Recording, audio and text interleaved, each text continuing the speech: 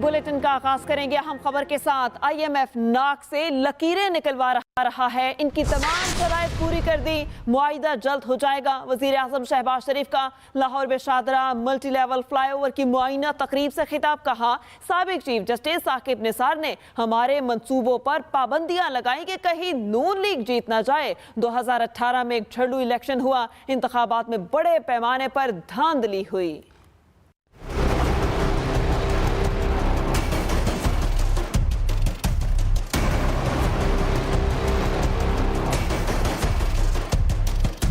वज़ीर आज़म शहबाज शरीफ ने IMF से जल्द कर्जा मिलने की खबर सुना दी। लाहौर में शादरा फ्लाई ओवर मंसूबे की तकरीब से खिताब करते हुए वज़ीर आज़म ने कहा, हमें IMF का टूटा फूटा मुआहदा मिला था। IMF की शराइत माननी पड़ रही हैं, हमारे पास कोई और चॉइस नहीं।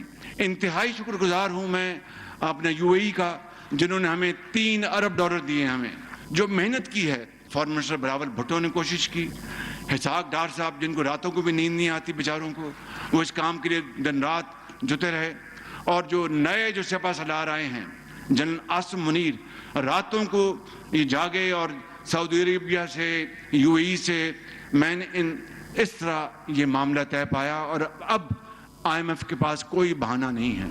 वज़ीर आज़म ने गुज़श्ता आम इंतखाबात पर भी अपने शदीद तहफ़्फ़ुज़ात का इज़हार किया। 2018 में झुरलू इलेक्शन हुआ, मोहर कहाँ लगी और कौन जीत के आया, ये एक ऐसी तल्ख दास्तान है कि जिसके ऊपर अगर मैं बात करूं तो आपके आंसू नहीं थमेंगे। ये ऑरेंज लाइन, ये चीन ने तोहफा दिया था पाकिस्तान को। यही साकिब निसार साहब ने 8 महीने फैसला ना दिया। क्यों? कि ऑरेंज लाइन मुकम्मल हो गई इलेक्शन से पहले, तो ये तो फिर नून लीग के वारे न्यारे हो जाएंगे। शहबाज शरीफ का कहना था, फ्री आटा स्कीम में रिस्क था, लेकिन अवाम को रिलीफ दिया। पंजाब में 8 से 10 करोड़ लोग फ्री आटा स्कीम से मुस्तफिद रहे हैं। Army chief general Asim Munir की ज़ेर सदारत कोर कमांडर्स कॉन्फ्रेंस हुई। ISPR के मुताबिक फोरम ने पाकिस्तान को दरपेश बैरूनी और दाखिली सलामती के चैलेंजेस समेत मुल्की और इलाकाई सूरत हाल का जायजा लिया। अस्करी क़यादत चैलेंजेस का मुकम्मल इदराक रखती है। पाक फौज पाकिस्तान की आवाम की हिमायत के साथ अपनी आईनी जिम्मेदारियां निभाने का अज़्म रखती है। ISPR की जानिब से ये कहा गया है, फोरम ने अंदरूनी और बैरूनी खतरात के खिलाफ कौमी रद्द-ए-अमल की मुकम्मल हिमायत के लिए मुसल्लह फौज के अज़्म का इआदा किया। अस्करी क़यादत चैलेंजेस का मुकम्मल इदराक रखती है।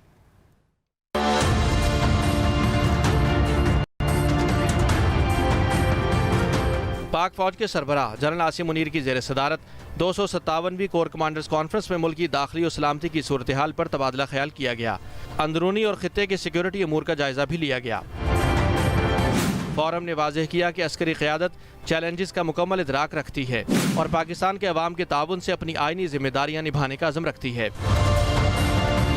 ISPR के मुताबिक फोरम ने अंदरूनी और बैरूनी खतरात के खिलाफ मुसल्लह फौज के अज़म का इआदा किया और इस बात पर रोशनी डाली कि सिक्योरिटी फोर्सेस मगरबी सरहद के साथ वाले इलाकों में इंटेलिजेंस की बुनियाद पर कार्रवाइयाँ कर रही हैं। वहाँ दहशतगर्दी की लानत को तवील मुद्दती बुनियादों पर ख़त्म करने के लिए कौम और हुकूमत को मुश्तरका रविश अपनाना होगी। ISPR का कहना है कि फोरम ने दहशतगर्दी के खिलाफ मुहिम को NSC के तय करदा अहदाफ को हासिल करने की यकीन दहानी कराई। Khalid Mahmood, Express News, Islamabad. वज़ीर आज़म शहबाज शरीफ से सियासी और कानूनी टीम की मॉडल टाउन लाहौर में मुलाकात हुई। पार्टी ज़राए के मुताबिक वफाकी वज़ीर कानून आज़म नज़ीर तारड़ और साबिक वज़ीर कानून जाहिद हामिद इस मुलाकात में शामिल। वज़ीर आज़म की टीम से आईनी और सियासी सूरत हाल पर तफसीली मुशावरत की गई है। वज़ीर आज़म शहबाज शरीफ से सियासी और कानूनी टीम की मॉडल टाउन लाहौर में मुलाकात हुई। पार्टी ज़राए के मुताबिक वफाकी वज़ीर कानून आज़म नज़ीर तारड़ और साबिक वज़ीर कानून जाहिद हामिद शामिल हैं। इलेक्शन कराने के अदालती हुक्म पर अमल ना हुआ तो इनकलाब के अलावा कोई रास्ता नहीं बचेगा। रहनुमा तहरीक इंसाफ फवाद चौधरी का ट्वीट लिखा, अब तक आइन के अंदर रहकर जिद्दोजहद की है, अगर आइन ना रहा तो जिद्दोजहद भी हदूद में नहीं होगी। आइन को मुकद्दम माना जाए और आवाम को दीवार से ना लगाएं। इलेक्शन कराने के अदालती हुक्म पर अमल ना हुआ तो इनकलाब के अलावा कोई रास्ता नहीं बचेगा। रहनुमा तहरीक इंसाफ फवाद चौधरी का ट्वीट लिखा, अब तक आइन के अंदर रहकर कोशिश की, अगर आइन ना रहा तो ये कोशिश की कोई हदूद नहीं होगी। आइन को मुकद्दम माना जाए और आवाम को दीवार से न लगाएं। पहले फैसला कर लें, रोना है या इनकलाब लाना है। नून लीगी रहनुमा तलाल चौधरी का फवाद चौधरी के बयान पर रद्द-ए-अमल। कहा, पहले फैसला कर लें कि कबल अज इनकलाब जमानत करानी है कि बाद अज इनकलाब जमानत। ये कैसा इनकलाब है कि आप जमानत पाक के अंदर नहीं जा सकते। और उन्होंने मजीद कहा कि इमरान न्यासी जमानत पाक के बंकर से बाहर नहीं आ सकता। अदलिया के जरिए इख्तिदार पर कब्जे का ख्वाब चकनाचूर होगा। तलाल चौधरी की जानिब से ये कहा गया। उन्होंने कहा कि आप पहले फैसला करें कि कबल अज इनकलाब जमानत करानी है या बाद अज इनकलाब जमानत। तो उधर अमरीकी कांग्रेस के रुकन ब्रेट शेरमैन का कहना है कि अमरीकी वज़ीर ख़ारिजा को पाकिस्तान में इंसानी हकूक़ और जमहूरी आज़ादी से मुतालिक लिखा गया ख़त इमरान खान की हिमायत में नहीं था। अमरीकी नशरियात इदारे को इंटरव्यू देते हुए ब्रेट शेरमैन ने कहा, वज़ीर ख़ारिजा एंटनी ब्लिंकन को लिखे गए ख़त को इमरान खान की हिमायत करार देना हकीकत के बरअक्स है। उन्होंने चेयरमैन PTI से फ़ोन पर होने वाली बात का जिक्र करते हुए कहा, इमरान खान का कहना है वो कानून की हुक्मरानी पर यकीन रखते हैं और अमेरिका मुखालिफ नहीं है। ब्रेट शेरमैन ने मज़ीद कहा, इमरान खान ने अपनी हुकूमत गिराने का इल्ज़ाम अमेरिका पर आयद किया था, जिस पर उन्होंने तनकीद की थी।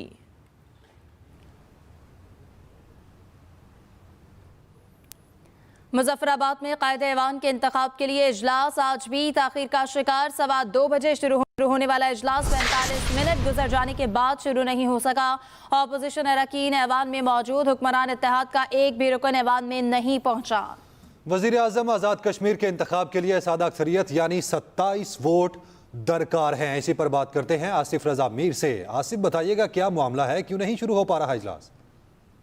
जी उमेर, बस नंबर गेम पूरी नहीं हो रही, यही सूरत हाल का सामना अपोजिशन को है। और जो आज़ाद कश्मीर में हुक्मरान जमात है पाकिस्तान तहरीक इंसाफ, वो बदस्तूर जो है डेडलॉक बरकरार है। मुज़ाकरात का अमल गुज़श्ता रोज से जारी है। तहरीक इंसाफ की मरकज़ी क़यादत मुज़फ्फराबाद मौजूद है, लेकिन कोई भी फरीक पीछे हटने को तैयार नहीं है और वज़ारत उज़्मा से कम कोई भी जो है वो लेना नहीं चाहता। हर बंदा यही मुतालबा कर रहा है, हर ग्रुप का यही मुतालबा है कि उन्हें वज़ारत उज़्मा दी जाए। अब ज़ाहिर मनसब एक है, उसके उम्मीदवार ज़्यादा है, इसलिए बार बार इजलास तलब किया जाता है, फिर कोरम पूरा नहीं होता, मुलतवी किया जाता। अभी भी हम कानून साज असम्बली के अंदर मौजूद हैं और 2 बजे का वक्त दिया गया था, लेकिन अभी तक जो है वो 3:30 बजने वाले हैं तकरीबन, और अभी तक इजलास शुरू नहीं हो सका। सिर्फ एक अपोजिशन मेंबर यहाँ पर मौजूद हैं, बाकी अपोजिशन अरकान भी चले गए और हुकूमती अरकान भी मौजूद नहीं है। और वज़ीर आज़म हाउस में अभी सुनने में आ रहा है इतलात के मुताबिक वहाँ पे इजलास है और इमरान खान जो है वो वीडियो लिंक के जरिए खिताब करेंगे और अरकान को एतमाद में भी लेंगे और मुतवक्का तौर पर किसी उम्मीदवार का ऐलान किया जाएगा। लेकिन दूसरी जानिब ज़राए का ये भी दावा है कि बहुत सारे अरकान इस शायद ऐलान पर अमल दरामद ना हो सके। आज कश्मीर कौंसिल के इजलास में जो इलेक्शन हो रहा था खाली होने वाली नशिस्त का, उसमें भी अपोजिशन को 3 से 4 वोट मिले, 2 रिजेक्ट भी हुए, कुछ लोग नहीं आए। तो इससे यही लगता है कि अगर PTI इसी तरह थोड़ों में तकसीम रही तो PDM का जो उम्मीदवार है वो शायद वज़ारत उज़्मा का मनसब हासिल करने में कामयाब हो जाए। जी उमेर, बहुत शुक्रिया आसिफ आपका। आगे बढ़ते हुए आपको बताएं, शकरगढ़ के इलाके नूरकोट में फ्री आटा स्कीम एक और जान ले गई। जम्वाल मोड़ में मुफ्त आटा सेंटर में थक्कम पेल से बुजुर्ग शहरी दम तोड़ गया। लाश अस्पताल मुंतकिल कर दी गई। मुतवफ़ी बुजुर्ग मुफ्त आटा लेने के लिए पहुंचा। रेस्क्यू के फोकल पर्सन का कहना है कि आटा सेंटर नूरकोट पर यह हादसा पेश आया। मज़ीद तफसीलात जान लेते हैं अपने नुमाइंदे से, इस हवाले से उनसे भी जानेंगे। लेकिन अभी आपको बताएं कि शकरगढ़ के इलाके नूरकोट में फ्री आटा स्कीम एक और जान ले गई। जम्वाल मोड़ में मुफ्त आटा सेंटर में थक्कम पेल से बुजुर्ग शहरी दम तोड़ गया। लाश अस्पताल मुंतकिल कर दी गई। मुतवफ़ी बुजुर्ग मुफ्त आटा लेने पहुंचा था। रेस्क्यू फोकल पर्सन आटा सेंटर नूरकोट का कहना है कि बुजुर्ग शहरी को रास्ते में किसी के इंतजार के दौरान हार्ट अटैक आया। इस पर मज़ीद तफसीलात जान लेते हैं। हाफिज शाहिद मुनीर ब्यूरो चीफ गुजरांवाला हमारे साथ मौजूद हैं। हाफिज शाहिद, बताइएगा। ये नारोवाल की तहसील है शकरगढ़, उसका एक गांव है नूरकोट। नूरकोट में जम्मोवाल मोड़ पर मुफ्त आटा सेंटर है, जहां पर एक नंगल बुजना का रहशी एक 60 साल शख्स जिसका नाम अब्दुल रऊफ बताया गया है, वो अपने पोते के साथ वहां पर आटा लेने आया है और उस दौरान जो है वो धक्कम पेल, जैसे हमने आपको मनाजर भेजे हैं, इसमें देखा जा सकता है कि इस धक्कम पेल में उस बुजुर्ग को हार्ट अटैक हुआ है और यहीं पर उसको रेस्क्यू 112 की टीम जब उठाने आई है तो उन्होंने इसकी मौत की तस्दीक इसी पॉइंट पर, ये जो जम्मोवाल मोड़ पर मुफ्त आटा पॉइंट है, यहाँ पर तस्दीक कर दी है, क्योंकि मनाजिर में देखा जा सकता है कि 1122 की गाड़ी इसी जगह से, जहां पर यह सेंटर पॉइंट बना हुआ है, वहीं से उस शख्स को अपनी स्ट्रेचर पर डालकर अस्पताल में शिफ्ट कर रही है। इधर जो फोकल पर्सन है जो आटा पॉइंट के, उनका मौकफ आया है कि ये बुजुर्ग जो है किसी और जगह पर इनकी मौत हुई है, यहाँ पर नहीं हुई, लेकिन जो मरने वाला है बुजुर्ग, उसके खानदान ने इल्जाम लगाया है और उन्हें यह भी बताया है कि आप मौके पर देख सकते हैं कि यहाँ पर 1122 की एम्बुलेंस उसको यहाँ से उठाकर ले जा रही है। इसी मुंतकिल कर दिया। हाफिज शाहिद मुनीर, आपका बहुत शुक्रिया। कश्मीर में कच्चे के इलाके में डाकुओं का पुलिस टीम पर हमला, 2 अहलकार शहीद, SHO बख्शापुर समेत 2 अहलकार जख्मी भी हुए। पुलिस सराय के मुताबिक पुलिस टीम IG सिंध की हिदायत पर कायम की गई चौकी के मुआयने के लिए गई। इसी दौरान डाकुओं ने पुलिस टीम पर हमला कर दिया। शहीद होने वाले अहलकारों में कांस्टेबल खुदा डोमकी और साबिर डोमकी शामिल हैं। लाशें और जख्मी सिविल अस्पताल कश्मीर मुंतकिल कर दिए गए। पुलिस की भारी नफरी कच्चे की तरफ रवाना कर दी गई। कश्मीर में कच्चे के इलाके में डाकुओं का पुलिस टीम पर हमला, 2 अहलकार शहीद, SHO बख्शापुर समेत 2 अहलकार जख्मी भी हुए। पुलिस सराय के मुताबिक पुलिस टीम IG सिंध की हिदायत पर कायम की गई चौकी के मुआयने के लिए गई थी। कराची के इलाके बल्दिया टाउन में गैस सिलेंडर की दुकान में धमाका, 2 अफराद जाबाज। धमाके में जख्मी दोनों अफराद ने अस्पताल के रास्ते में दम तोड़ा।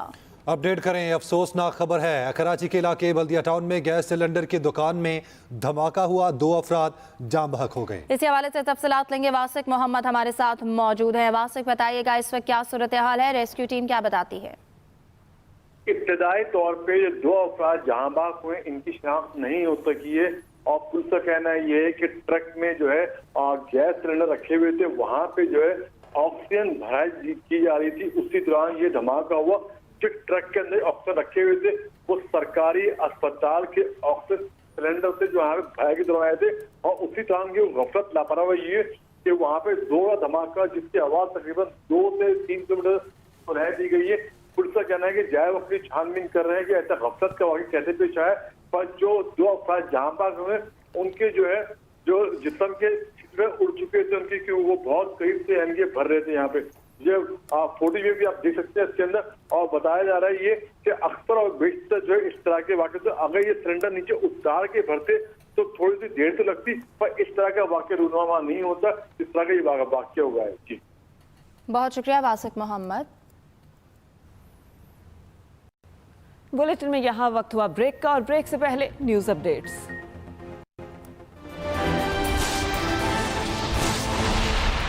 कराची के इलाके बल्दिया टाउन में गैस सिलेंडर की दुकान में धमाका, 2 अफराद जान बहक हो गए।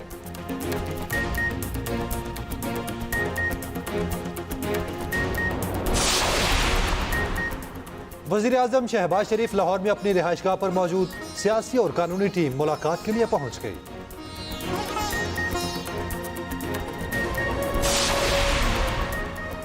और PTI रहनुमा परवेज इलाही कहते हैं कि पार्लियामेंट में आवाम के बजाय हुकूमत बचाने के लिए कानून साजी हो रही है।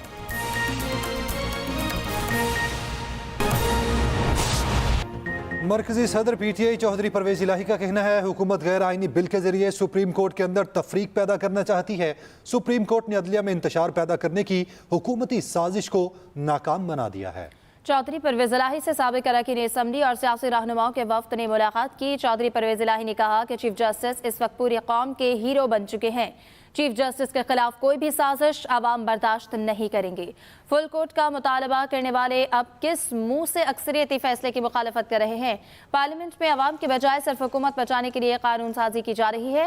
हुकूमत को इलेक्शन हर हाल में कराना ही पड़ेंगे। रुख करेंगे कराची का। कराची के चिड़ियाघर में मौजूद हथनी की हालत बदस्तूर तशवीशनाक है। चिड़ियाघर इंतजामिया ने 4 पास इंटरनेशनल की टीम को एक बार फिर पाकिस्तान बुलाने के लिए राबता किया। मजीद जानते हैं अपनी नुमाइंदा आयशा खान से। आयशा खान, बताइएगा 4 पास की टीम कब तक पाकिस्तान पहुंचेगी? जी, इस वक्त मैं चिड़ियाघर में मौजूद हूँ। नूरजहां हथनी की हालत बदस्तूर तशवीशनाक है। 48 घंटे इंतजामिया ने काफ़ी परेशानी में गुजारे, लेकिन अब जो है हथनी की हालत काफ़ी बेहतर है कल से। और अभी कुदरती माहौल फराहम करने के लिए इन्होंने यहाँ पर मड भी हथनी को लगाई है और मुख्तलिफ मट्टी भी यहाँ पर रखी गई है। अद्वियात भी दी जा रही हैं और मल्टी वाइटामिन की जो ड्रिप्स हैं वो भी लगाई जा रही हैं ताकि हथनी में ताकत है। डायरेक्टर जू से जब हमने बात की, उन्होंने बताया कि फोपाज इंटरनेशनल की टीम से उन्होंने रब्ता किया और उनको ईमेल जनरेट किया आने के लिए। तो उम्मीद है कि 2 से 3 दिन में फोपाज इंटरनेशनल की टीम यहाँ पर हथनी का बराह रास्त इलाज करेगी और हथनी मजीद बेहतर हो जाएगी। जी आयशा, आपका बहुत शुक्रिया। सोशल मीडिया ने ईद कार्ड की दिलकश रिवायत को मादूम कर दिया। ईद कार्ड का इंतखाब, तहरीर, इरसाल और वसूली ईद की खुशियों का अहम जुज़ थी। महकमा डाक इस रिवायत को जिंदा रखने के लिए क्या कर रहा है, बता रहे हैं मुमताज़ खान नियाज़ी।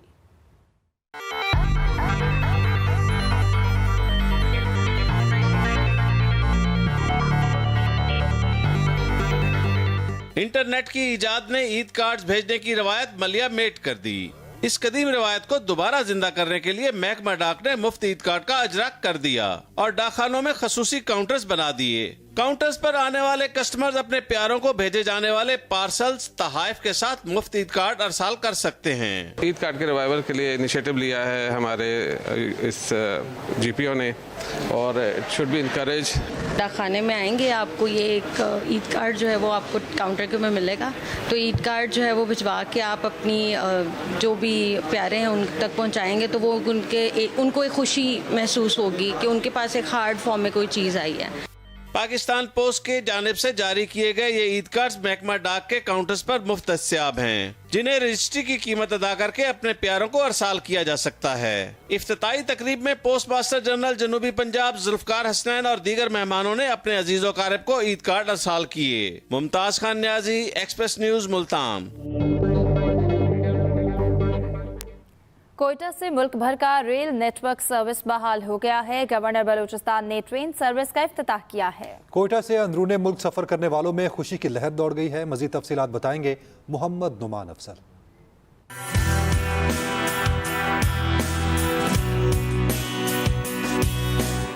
कोयटा से अंदरूनी मुल्क ट्रेन सर्विस बहाल। सैलाब से बोलान के इलाके हिरुक में मुनद्दम होने वाली रेलवे पुल की तामीर 7 माह में मुकम्मल हो गई। गवर्नर बलूचिस्तान मलिक अब्दुल वली काकड़ ने ट्रेन सर्विस का इफ्तिताह किया। जाफर एक्सप्रेस 300 मुसाफिरों को लेकर पेशावर रवाना हो गई। हम बहुत खुश हैं कि इतने अरसे बाद ट्रेन चली है। हम इंतजामिया के मशकूर है कि उन्होंने पुल की मुरम्मत की। 9-10 महीने से जो है ना ट्रेन बंद थी। अभी बहुत खुशी है कि हम लोग जो है ना मतलब इस पे आज सफर कर रहे हैं। हिरुक पुल की तबाह होने के बाद गुज़िश्ता साल 20 नवंबर से मच से ट्रेन सर्विस बहाल कर दी गई थी। कोयटा से मुसाफिरों को बसों के जरिए मच ले जाया जाता था। ट्रेन का सिलसिला बहाल हो गया है। अब हम मज़ीद ट्रेनों के लिए भी, क्योंकि ये फैसला हेडक्वार्टर में होता है, तो हम रिक्वेस्ट करेंगे कि बाकी कुछ ट्रेनें और भी कोयटा के लिए चलाई जाएं। रेलवे पुल की बहाली के बाद कोयटा से 11 बोगियों पर मुश्तमिल ई स्पेशल ट्रेन भी 18 अप्रैल को रवाना होगी। रेलवे रिजर्वेशन आप है। Mohammad Noman Afzal, Express News, Quetta. बराह रास्त ले चलेंगे लाहौर। सीनियर वकला की गोल में इस कॉन्फ्रेंस जारी है और एतजाज हसन उसका खिताब कर रहे हैं। बंदियाल साहब की रहती है वो, उन्होंने दूसरों ने कहना था ये एजाजुल हसन को और नकवी साहब को निकालो, वो फिर अब 13 जब रह जाते, 13 में इनकी मेजॉरिटी हो जाती। अब 13 में जब उनकी मेजॉरिटी होती तो इस ग्रुप, पहले ग्रुप से ये आवाज़ उठती कि अगर एजाजुल हसन को और नकवी साहब को इसलिए निकाला गया है कि वो उन्होंने रेफरेंस कर दी थी और प्राइमा फेसी व्यू दे दिया था चीफ जस्टिस को लिख के कि इस पे सो मोटो करो।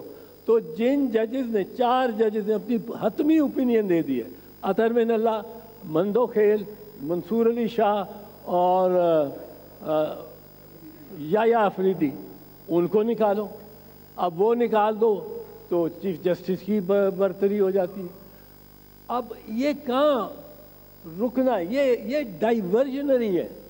ये बात डाइवर्जनरी है कि बेंच किसने बनाना है। भाई असल बात यह है, आप इलेक्शन कराओ, सारा मामला ख़त्म हो जाता है।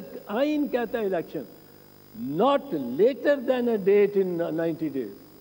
ये नहीं कहता कि within 90 days, but not later than 90 days. So असल इशू ये है, उसको डाइवर्ट उससे करने के लिए, डाइवर्जन के लिए मुख्तलिफ इशूज उठाए गए। अब इसमें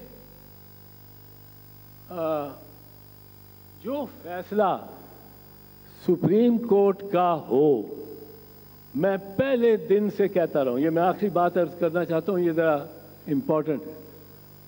मुझे 1.5 महीना पहले मीडिया ने पूछा कि क्या सुप्रीम कोर्ट के फैसले पर अमल दरामद हो जाएगा। मैंने कहा क्यों, आपको क्यों शक है?